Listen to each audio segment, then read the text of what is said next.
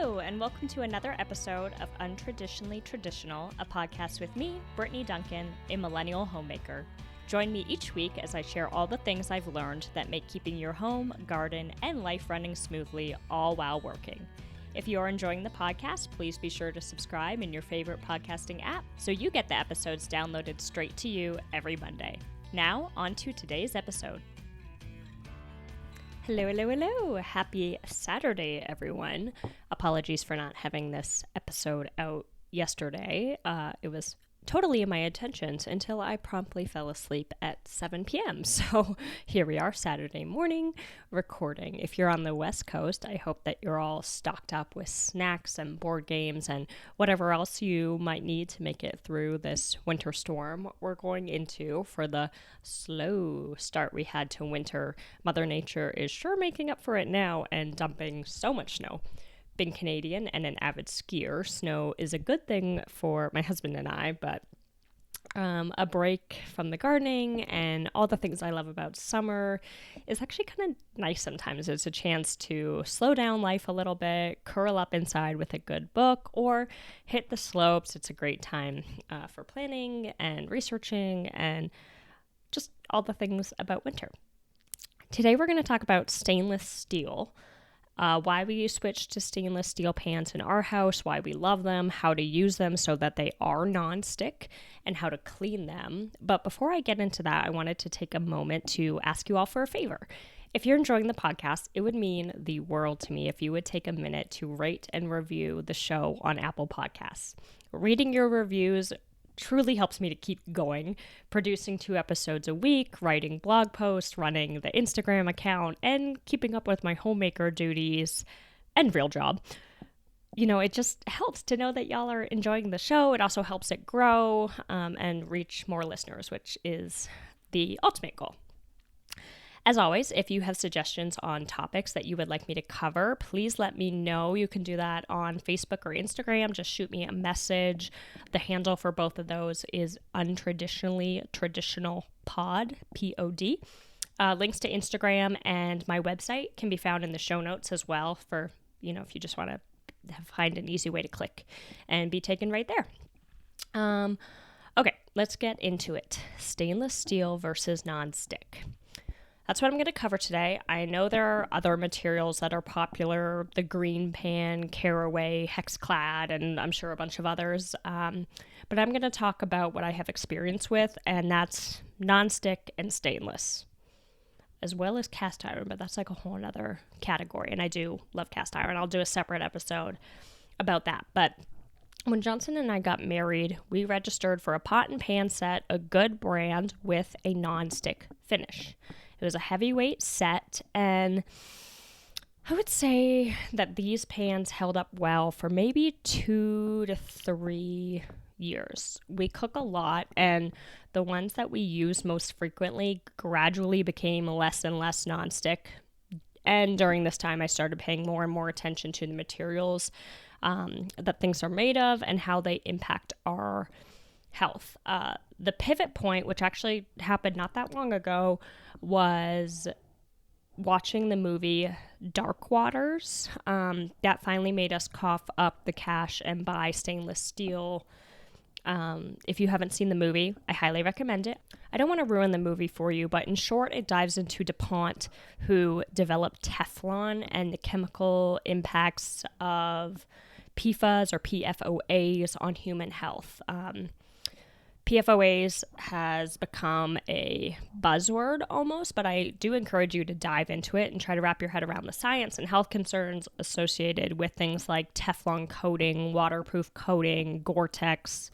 The list goes on and on. Forewarning, it is a rabbit hole. It's not that I don't think that you can wrap your head around the science. It's just that you go deeper and deeper and deeper and deeper, and these PFAS or PFOAs are in, so many things. It's kind of overwhelming. But what we did was look at what's something that we can change that we use every single day, like the quality quantity kind of situation. I wanted to make choose the healthier version for those things that we are using most often in our house. So we did it.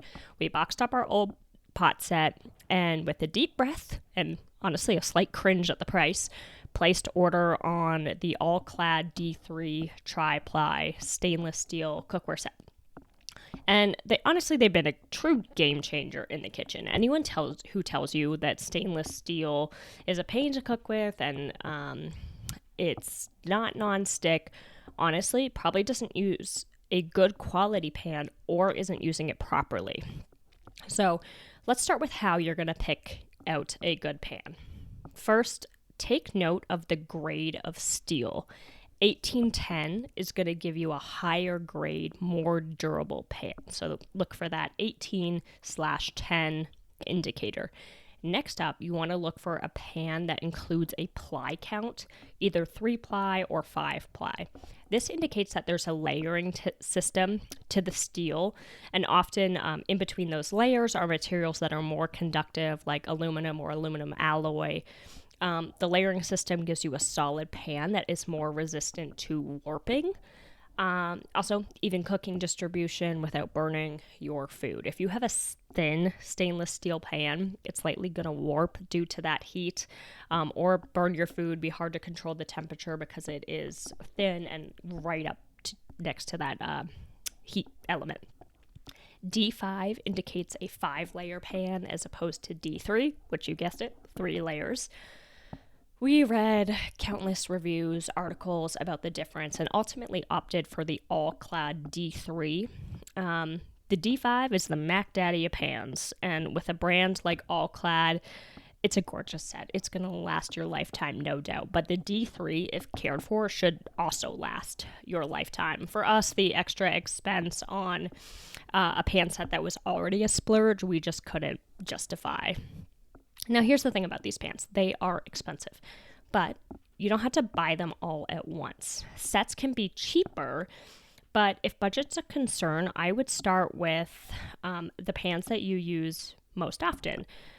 I would say a 12-inch frying pan and a medium saucepan you're going to be able to make most things with those 2 pans. So again, quality over quantity, right? Like if you can only afford to purchase a pan or 2, get ones that you can make most things in, and then gradually work on building your collection over time. Now, I fully expected to have to work harder using these stainless pans as opposed to a non-stick coated pan. But I was so pleasantly surprised that this isn't the case if you use them properly. To obtain that non-stick surface, preheating your pan is crucial. Think of like preheating an oven.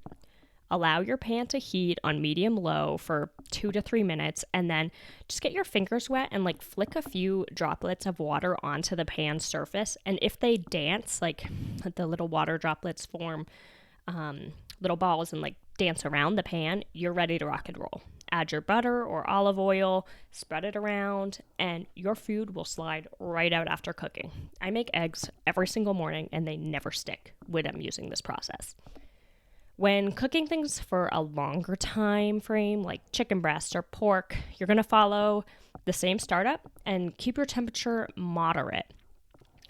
Another thing that All-Clad warns about in terms of caring for the pans is salt in recipes, which can, if you add your salt like immediately, can create pitting in the stainless steel. So what they recommend is that if you're going to use salt in your recipes, which, hello, you should, flavor, you want to wait until that water is boiling and then add your salt, or your meat or veg has started to cook and then add in your salt versus adding it in right away.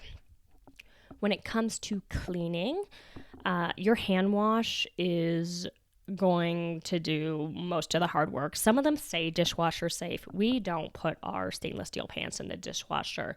Depending what you use as your dishwashing detergent in a dishwasher, those chemicals can be pretty harsh on pans. And even still, we've just found that some mild soap, warm water, and a sponge is going to do most of the work. If we've got tough stuck-on foods, it does happen. You're not paying attention and you leave something on a little bit too long or what have you. A little barkeeper's friend and a nylon scoring pad will take it right off.